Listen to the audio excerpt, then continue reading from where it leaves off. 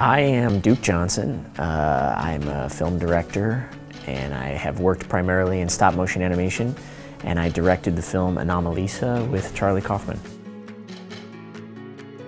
Starburns Industries is a full-service animation studio. We really do it all. I mean, everything from stop-motion like Anomalisa to Rick and Morty. It's amazing because we're run primarily by our creatives, which really enables us to produce, I think, some cutting-edge, funny, new, original things.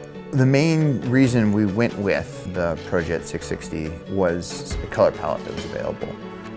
Well, the one thing that made Anomalisa different than every other film I've worked on was the realism in the faces and the puppets. It's never been done before, so it was a real advance in the art form.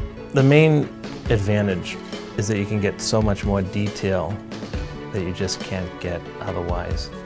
Otherwise you'd be sculpting each face, replacement face to use, and that's fine for really cartoony animation, but especially for a film like Anomalisa where the realism has never been done before. You could never sculpt the faces this way. Sorry, I grabbed your hand. It's okay. It's a reflex, but I don't like to fly. I said it's okay. You can let go now, though.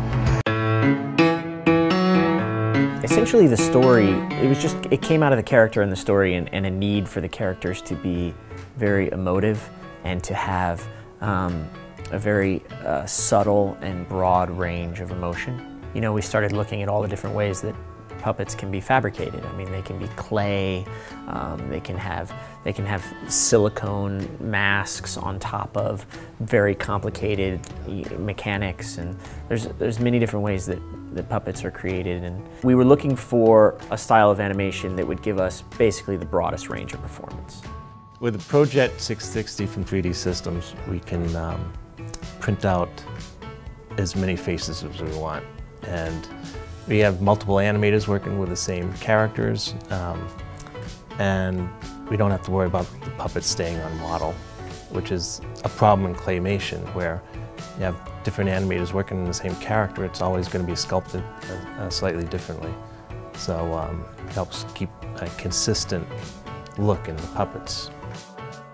To be honest, the ProJet 660 offered us the opportunity to be as specific as we wanted to be with the performances, because, you know, dealing with stop motion, you're limited by your materials. This tool allowed us to create as broad a range of emotions as we wanted to. And really, I mean, we wouldn't have been able to sculpt the performances the way that we did without it.